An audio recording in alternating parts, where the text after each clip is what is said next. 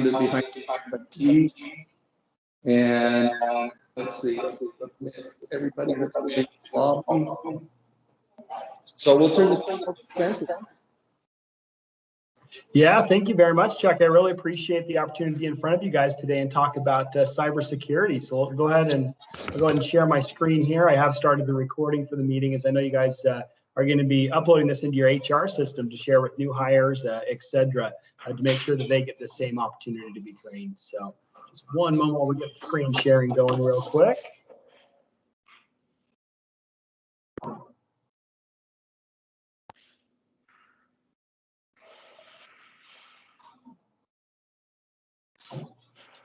All right, you should be able to see that there now. And yeah, so what we'll talk about today, of course, is cybersecurity, keeping your organization safe. And we'll talk about who's committing cybercrime and why they're doing it. We'll then talk about 3 specific types of attacks: phishing, ransomware, and spoofing.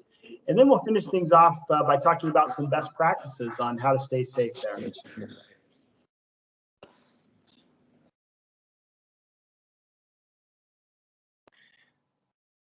Yeah, moving on now to some stories about cybersecurity that have been in the news. There's a 16-year-old kid down in Australia, and he decided he wanted to have some fun, so he went ahead and hacked into Apple's corporate servers. And he actually had access to their financial information, their trade secrets, employee information for a period of about 6 months before Apple had even realized that they'd been hacked. So pretty crazy situation there. Apple, of course, reported that to the authorities once they found out. This kid was arrested, and the authorities asked him why he did it. And he said, "I just wanted to prove that I was really talented, so maybe Apple would give me a job one day." I'm not sure that's the best way to go about things, but that's one strategy. Recently, of course, iOS 14 was released, and also Samsung's Galaxy S20 and Windows 10, which has been out for a little bit. And a bunch of ethical hackers decided to get together at a convention to see how long it would take them to break through all the new security protocols in these operating systems. And in a period of less than 300 seconds, these hackers had breached all the new security protocols and had full access to the data on all of those devices. So those things being said, it's hard to say how protected or secure we really are in this uber-connected cyber world that we're in. But there are certainly some things that we can do to improve our safety.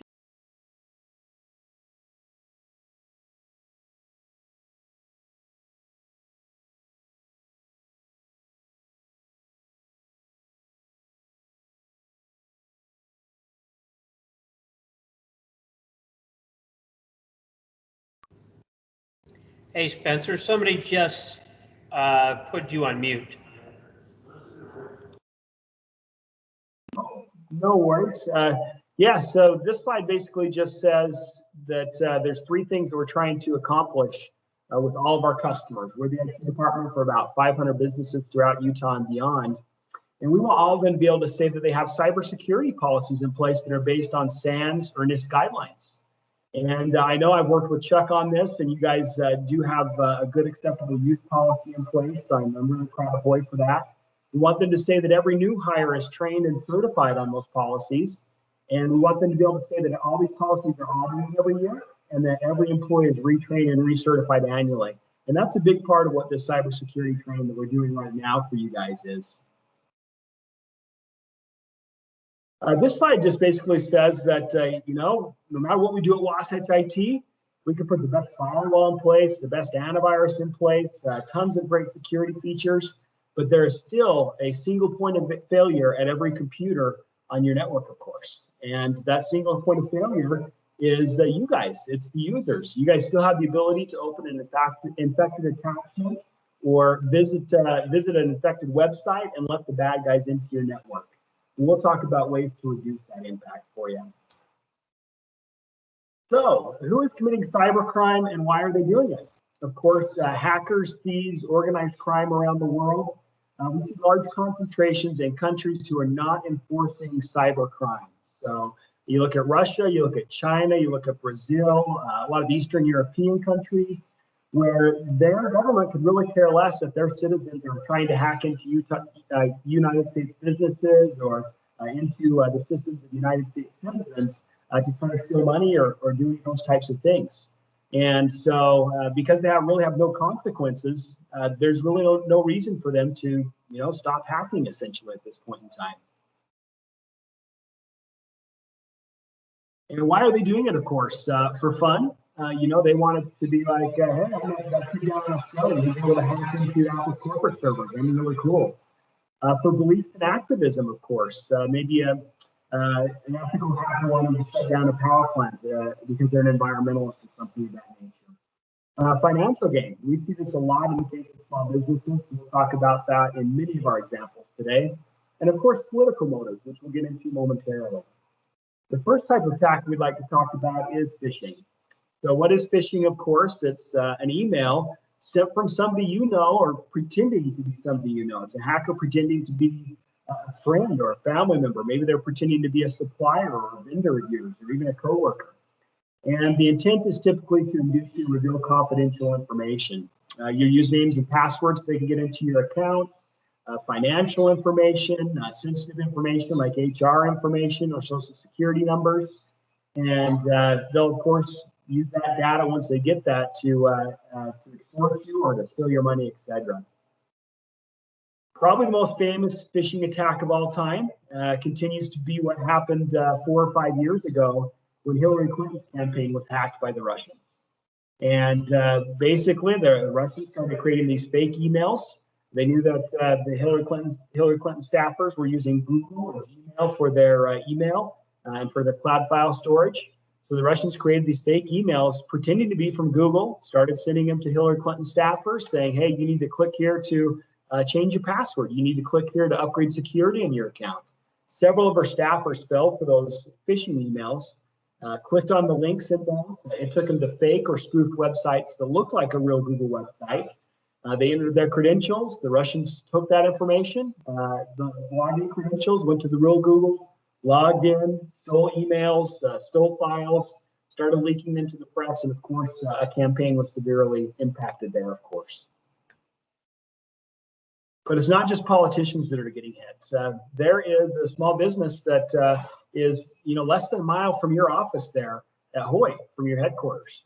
And this is a business that was a customer of ours. The CEO, unfortunately, he fell for one of these phishing scams to their Microsoft Office 365 account. He gave up his login credentials. And the hackers, they logged in as him in the real Office 365, and they started watching the CEO. Saw the way that he would send emails, the words that he would use. They watched him over a period of weeks. And when they finally figured out, felt like they had a pretty good pattern established, they struck. They sent an email from the CEO's bank account to the CFO's bank account and said, please wire $230,000 to this new bank account overseas because we're setting up a new vendor. The CFO fell for it, wired the funds, and boom, just like that, all that money was gone. This particular small business had 70 or 80 employees at the time of this attack, and unfortunately had to scale down to 30 or 40 employees as a direct impact. So very sad to see a small business impacted in such a heavy fashion. The University of Utah just recently, this was in March of 2020, they had one of their employees fall for a phishing attack, clicked on an email that they shouldn't have clicked on and gave up some sensitive information. And basically, the University of Utah health system had to send emails to all of these patients whose data was compromised in this security breach. So it's very expensive, very embarrassing, of course. It hit the news when this happened at the University of Utah. Now, here's an email that could be a phishing email sent to one of you guys. So just so you're aware of some things to look out for. Up there where you see where it's sent from, where it says postmaster at us.ibm.com right here. One thing you can always do is double click that and a box will open up and it'll show you actually which email address things are coming from. In this case, I'm not sure why an email for regarding Microsoft Office 365 would be sent from an IBM, a postmaster at us.ibm account. So that's definitely phishing. They're always trying to trick you or scare you into action. So in this case, they're saying, okay, action required. Our server was congested, and you can see they even spelled server wrong there, which happens a lot because there's a lot of English as second language people who are creating these scams in other countries. And they're trying to trick you and scare you into action and get you to click where it says send again. Another trick that you can always use is to mouse over or hover over any links in these emails without clicking. So if you mouse over without clicking send again here, you'll see this little box pops up that tells you where it would actually take you. In this case, it's spapparelsindia.in/apron/something something. So definitely not an actual Microsoft URL. So that's a real telltale sign. Here's another great phishing email that appears to be from Amazon. Of course, they're trying to trick you to get into giving up your Amazon login credentials so that they can go log into your account and order a bunch of stuff and have you pay for it. But of course, you know, if you mouse over or hover over here where it says click here to update your address, you would see that it's not taking you to an actual Amazon website. Another trick you can always use if an email is suspicious is instead of clicking any links in the email, just go log into that company's actual website. So go to Amazon.com and log in and see if you have any notifications. Go to AmericanExpress.com and log in rather than clicking in on the suspicious links in those emails. Here are several other scams just to show you the depth and breadth of all the different types of scams that are taking place out there.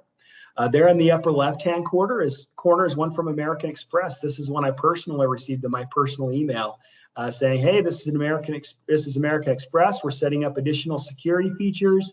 You need to click here to turn on multi-factor authentication, et cetera, et cetera." But of course, it was just a scam trying to get my credentials for American Express. Over there on the right-hand side is one pretending to be from the Wasatch IT Help Desk. And so we see these hackers and scammers try to impersonate corporate IT support. So you may get one that says, this is from the Hoy IT department or something of that nature. Be very wary of those types of emails. And if you're not sure, just don't click. There on the bottom left is one that appears to be an employee satisfaction survey saying, hey, we need you as an employee to click here to rate the company's benefits, etc. But of course, they're just trying to steal your credentials. So just such a variety of scams that are taking place out there. All right, let's say that you get a Microsoft Office 365 phishing email and you don't realize that it's a scam. You go ahead, you click on the link in that. What's going to happen from there? Well, at that point in time, we see, of course, you click on the link, it's going to open up a new tab in your web browser. And it might look something just like this. And this, of course, looks exactly like Microsoft's Office 365 login page. The only way that you can tell that it's not, of course, is by looking up here in the address bar. In this case, instead of it saying Microsoft.com or Office365.com, it says agalones.com/activate/something something. So definitely not a valid Microsoft web address. But let's say you don't realize that and you still think you're signing into the real Microsoft 365. What do we see taking place at that point in time? Well, once a user enters their credentials, their username and their password in this spoofed or fake website, we're seeing the hackers go and log in as you in the real Microsoft 365 and set some rules in behind the scenes that you don't even see take place. And these rules might say things like, okay, please forward a copy of every email sent or received from this account to me, the hacker. And just like that CEO we talked about earlier, they're going to sit, they're going to wait, they're going to watch. They're going to build a profile on you. They're going to say, okay, is this somebody in sales who might have access to a customer list? Is this somebody in HR who might have access to social security numbers or other sensitive information that could be sold on the dark web? Is this an executive who can approve funds leaving the organization? Somebody in accounting who might have access to financial information? Once they built that profile on you, then they're going to go ahead and strike. Here are three different ways that, three different examples of them striking. They're typically striking either a financial scam sort of way, or they're trying to distribute a virus from your email account. So we'll talk about both of those. First, regarding financial scams, you see here on the upper left is an example of a CEO contacting somebody in HR. It's actually the hacker contacting somebody in HR from the CEO's account saying, hey, please send me a copy of every company's W-2s. And of course, if the hackers get that information, they're going to go file fake tax returns on behalf of all those employees. Over here on the right-hand side, just like that CEO we talked about earlier, it's the hackers pretending to be the CEO and encouraging, a wire transfer to be made to set up a new vendor. There in the bottom left is actually a virus distribution scam. This is an email that I received from one of our customers who had been hacked. And she was replying, it looks like a reply to an email that I had sent her, of course. And in this case, saying, hey, please open the attachment. We're having a Halloween party. We'd love for you to be there. So please open the attachment with all the details. But in this case, that attachment is actually a virus or ransomware. That's a great segue into the next topic, which is ransomware that we want to talk with you about. So what is ransomware? Ransomware, of course, is a computer virus that once it's unleashed on a network, it's usually unleashed by somebody opening an infected attachment, visiting an infected web page. Once it's unleashed on a network, it starts encrypting all the files on your computer. And so you can't open your Word docs or your PDFs or any of your files anymore. It then spreads to all of the other files on your company's network, including your coworkers' computers, to your servers, and it encrypts all those files. So essentially, there's gridlock and nobody can open any of the data or information that you guys have on the network at all, on any of the workstations, any of the servers. And then there's typically a note that's left on one of the computers that says, hey, you can see we've locked access to all of your files. They're all encrypted. If you would like the decryption key, you need to pay a ransom. Here's an email address that you can use to negotiate with us, the hackers. Unfortunately, we've seen a few of our customers very recently that have been hit with this. They didn't have the necessary cybersecurity protocols in place. They hadn't put their users through cybersecurity training like we recommend, and they've been hit by this, and it can be very expensive. The University of Utah, I believe, was their psychology department was hit by ransomware fairly recently. And in this case, somebody went to an infected website, unleashed ransomware throughout the University of Utah psychology department's systems. It encrypted all that information. This was kind of a good news, bad news situation. The IT department there did have good backups of all of the encrypted files. So they were able to restore the files from backups. However, in this case, the hacker said, we don't care. Okay, you got access to your information again, but we have access to critical employee and student info that, of course, is very sensitive. So we still want you to pay that $450,000 ransom, or we're going to release this information on the internet. And so the University of Utah, I don't know how you trust a hacker, but they went ahead and paid the $450,000 ransom to make sure that employee and student information was not released on the internet. So really crazy stuff happening out there. Just a couple more local examples. I mean, this is happening all over the place, not just locally, but the city of New Orleans, the city of Baltimore, the state of Louisiana, Cleveland. It's just happening all over the place. And those are just the public ones that we hear about. You typically don't hear about the smaller private businesses. But here are a couple that did make the news. Garfield County here in Utah to the south of us. They got hit with ransomware. One of their employees opened a suspicious email attachment, and ransomware spread throughout their network. And of course, they didn't have access to their files for a period of several weeks. Finally, the county commission voted to go ahead and pay the $50,000 ransom that the hackers wanted, and they did get a decryption key that gave them access once again. There's a chain of medical clinics down in Utah County called Premier Family Medical. Unfortunately, one of their employees opened an attachment that was infected with ransomware. It encrypted 320,000 patient records. They had no access to any of their patient records anymore. And very expensive situation for them. And so they had to actually send letters to all of these 320,000 patients. That's like 10% of Utahns. And offer to pay for a year of credit monitoring service and all this. So very expensive as far as that goes. They also did have to pay the ransom to get the decryption key to get access to their data again. I just happened to be speaking about the issue that happened with Premier Family Medical at a presentation that I was giving a lunch and learn. And the speaker after me happened to be a cybersecurity attorney. And he got up and he said, Spencer, it is so funny that you mentioned Premier Family Medical. I'm their attorney. And after they got hit with ransomware, I was their first phone call. They brought me in to negotiate with the hackers. And he said, I started contacting the hackers and saying, hey, we're just a small chain of medical clinics. We really can't afford this $400,000 ransom that you guys are asking for. Can we pay us a lower ransom? And the hackers responded back because they had access to all their information and said, you know what? We know that you have this many employees. We know that you have X million dollars in revenue. We want you to pay that $400,000 ransom. So Very crazy stuff. These guys know who their targets are and what they're getting into. Here is a sample email that contains ransomware. So this is one that I actually received. It's somebody trying to impersonate a vendor of ours.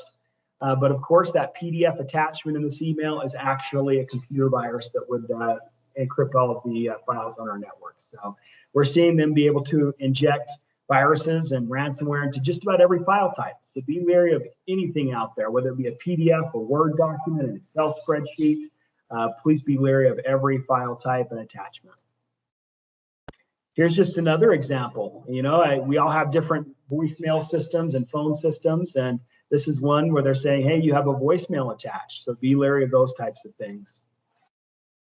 We often see them impersonating the delivery services. So UPS, the Postal Service, FedEx, DHL, usually saying, hey, here's attached as your shipping label, or click here to track your package. So be very wary of those types of things. It used to be that these hackers would just send out a scam to hundreds of thousands of people, and if a few people fell for it, they think they were successful. But these days, we're seeing them get very targeted. They're going to LinkedIn, they're going to Facebook, and they're saying, okay, I want to target this company. Who's an executive? Who's somebody in accounting? Who are their suppliers that they're tied to on LinkedIn? And then they're building a scam from there. In this case, an employee at a small business gets an email that looks like it's kind of suspicious and doesn't open the attachment. But later, from a spoofed or faked phone number, the hacker goes ahead and calls that specific employee and says, hey, I'm from vendor XYZ. Did you get my email? Can you please open the attachment? At that point in time, the employee thinks it must be real, goes ahead, opens the attachment, and boom, the virus is released on the network and the hacker has gained access. So that's how targeted these guys are getting, using social media to build these scams. On now to spoofing. Of course, what is spoofing? We talked about that a little bit earlier. In the olden days, before computers and the internet, there was certainly spoofing taking place. It just means to parody. It's essentially forgery. So criminals used to forge birth certificates and passports and police badges.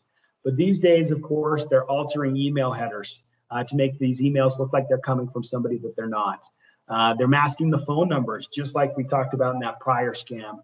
And they're creating the false and duplicate websites. So usually pairing it maybe a phishing scam, the email scam, with a spoofed website, as in the case with Hillary Clinton's campaign, they spoofed a Google website to make it look like it was the real thing. Another trend that we've seen in the past is spoofing domain names. So we have a mortgage company that we support. Somehow the hackers got a list of this mortgage company's customers.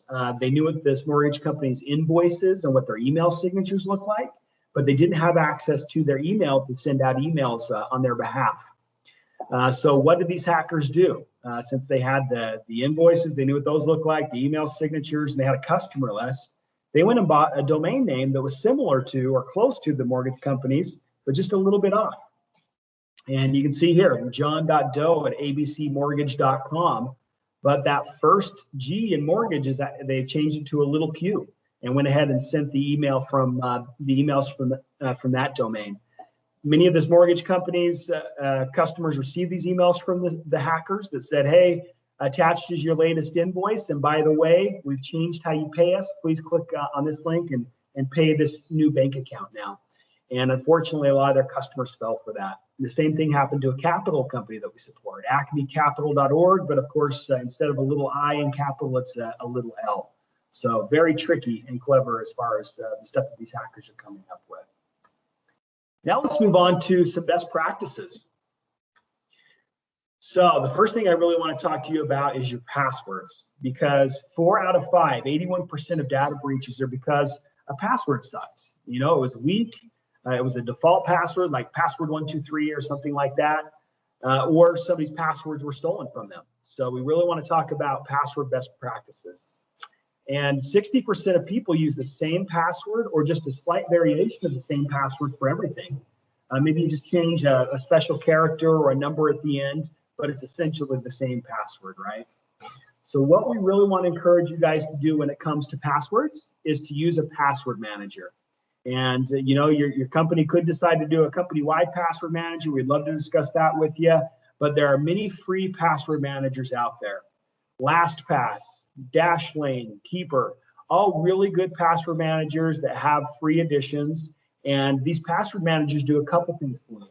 The first thing that they do is allow you to import your passwords into them, whether you're storing your passwords in a web browser or in an Excel spreadsheet or a Word doc today. We want to get rid of those things because you don't want the hackers gaining access to those. We want you to import your passwords into a password manager. And now these password managers, they have add-ons for your web browser and apps for your smartphones.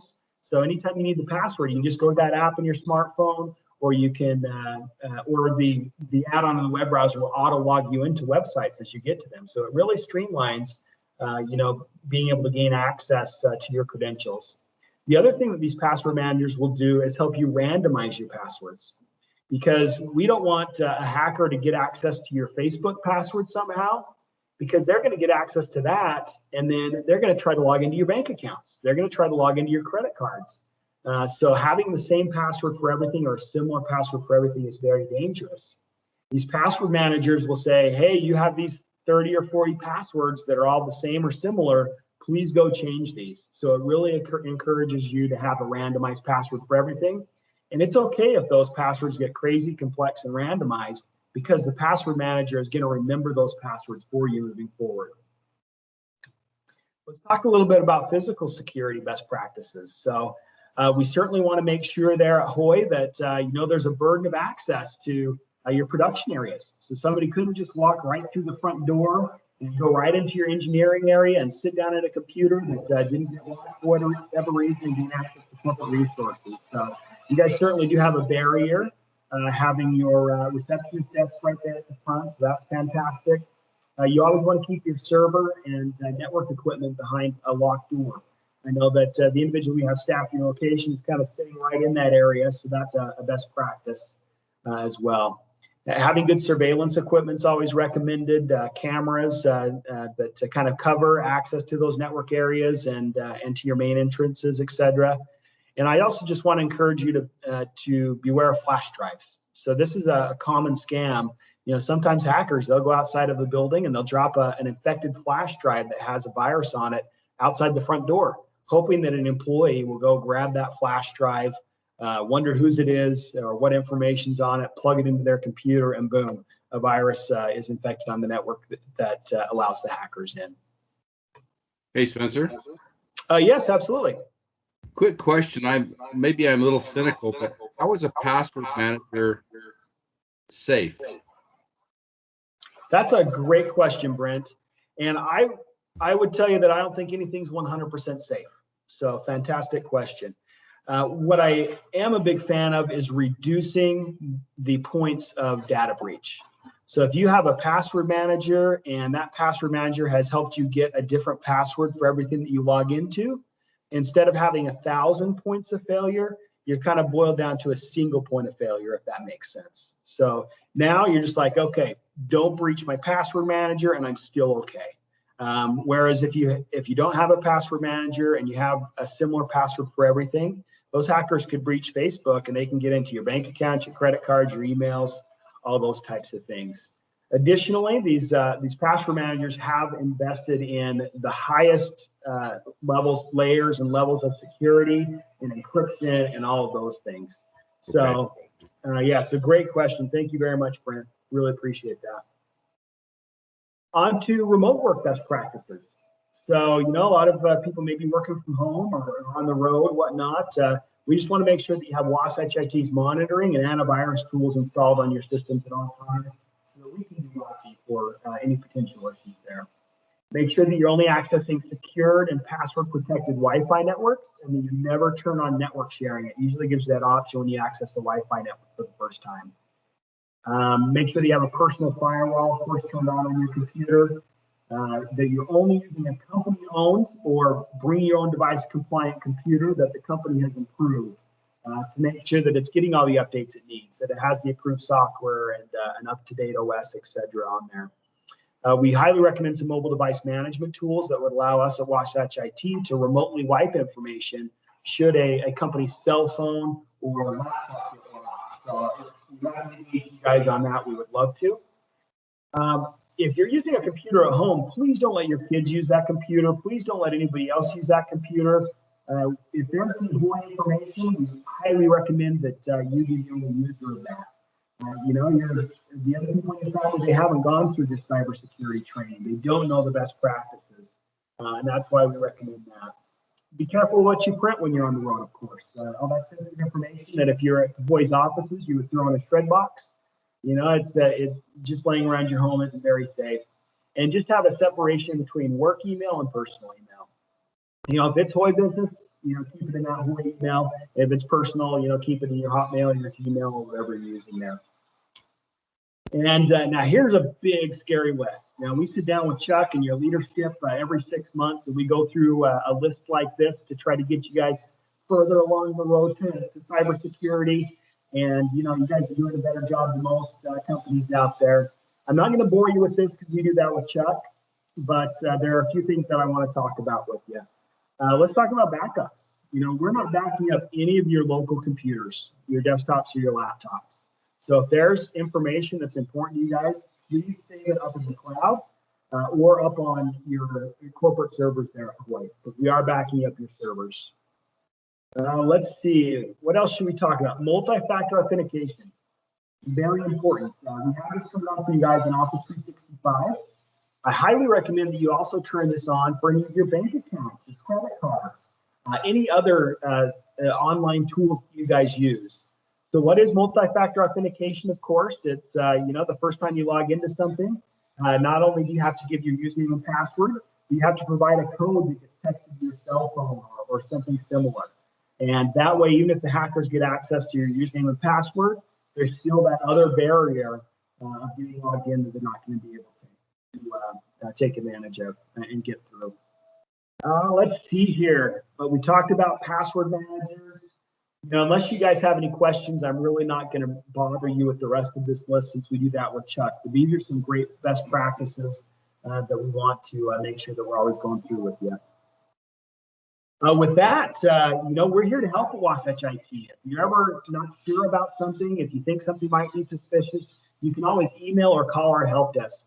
We're here to help you guys and to keep you guys safe. And, anytime you get an email from our ticketing system, it's got the thumbs ups and the thumbs down and the smiley faces. We take those very seriously. All of those responses go directly to our leadership team. And we see those responses and we use those to coach where we need to coach and to give kudos and praise where we need to give kudos and praise. So we appreciate that information. And before we close things out, do you guys have any questions?